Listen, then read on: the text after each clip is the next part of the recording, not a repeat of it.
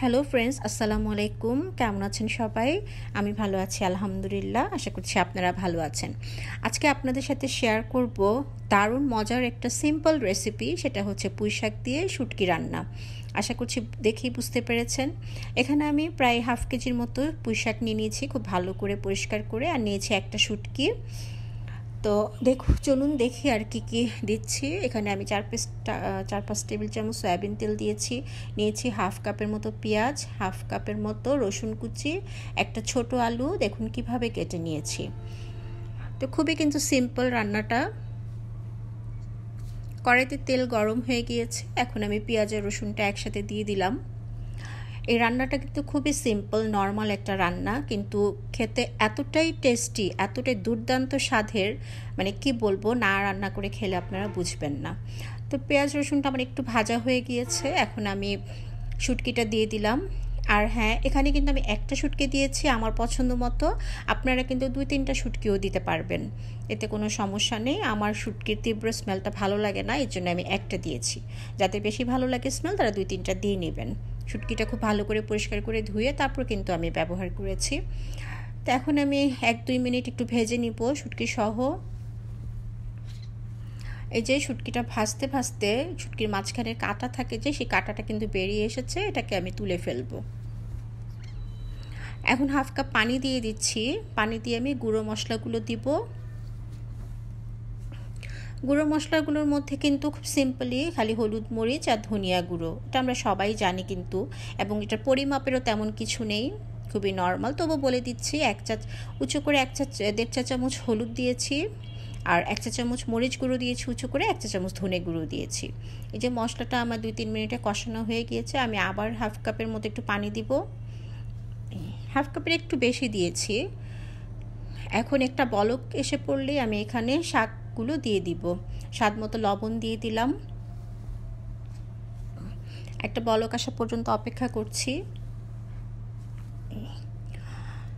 বলক চলে এসেছে, এখন আমি প্রথমে ডাটা আর আলুটা আমি দিয়ে দিব। ডাটাগুলো দিলাম, আর আলুটা দিয়ে একটু নাড়াচাড়া করে নিব 1 মিনিটের মতো, তারপর আমি শাকের পাতাগুলো দিয়ে দিচ্ছি। আর যদি আমার রেসিপিটা আপনাদের কাছে ভালো লেগে থাকে, রেসিপির কোনো একটা অংশ যদি ভালো লাগে, তাহলে অবশ্যই আমার রেসিপিতে একটা লাইক দিয়ে দিবেন এবং পাশে থাকা বেল বাটনটি ক্লিক করে রাখবেন, যেন আমি যখনই কোনো রেসিপিতে আপনারা দেখে নিতে পারেন।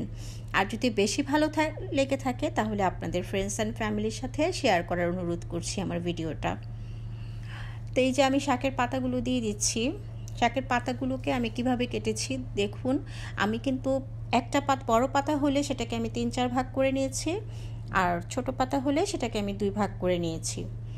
এখানে 500 গ্রামের মতো শাকের পাতা হবে। পুঁই শাকের পাতা 500 গ্রাম হতে পারে বা একটু কম বেশিও হতে পারে, শাকের পরিমাণ তো ওভাবে বলা যায় না। এখন ঢেকে দিব 5 মিনিটের জন্য। চুলার আঁচটা কিন্তু মিডিয়াম আছে, আমি হাইও করব না, লোও করব না, মিডিয়ামে রেখেই রান্নাটা আমি করব। তারপরেও এই ধরনের রান্না, নর্মাল সিম্পল রান্না আসলে এটা বুঝেই করতে হয়, এটা তেমন কোনো রেসিপি না, বলার আসলে তেমন কিছু নেই। তবু সিম্পলের মধ্যে খুবই মজার একটা রান্না, তাই আমি আপনাদের সাথে শেয়ার করছি। যদি কারো ভালো লেগে যায়, কারো পছন্দ হয়, তাহলে আপনারা এটা তৈরি করতে পারেন। এখন আমি শাকগুলো মশলার সাথে আর ডাটা আলুর সাথে ভালো করে মিশিয়ে দিচ্ছি।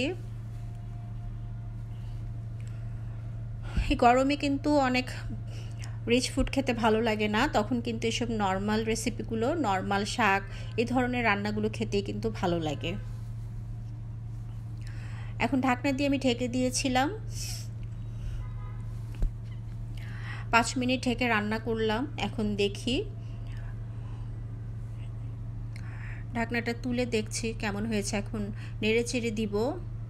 শাক থেকে কিন্তু অনেকগুলো পানি উঠেছে, দেখতে পাচ্ছেন, আমি কিন্তু কোনো পানি দিইনি এখানে এখনও। তো এখন আমি দেখছি ডাটা সিদ্ধ হয়েছে কিনা। ডাটা অলমোস্ট সিদ্ধ হয়ে গিয়েছে, আলুটাও সিদ্ধ হয়ে গিয়েছে।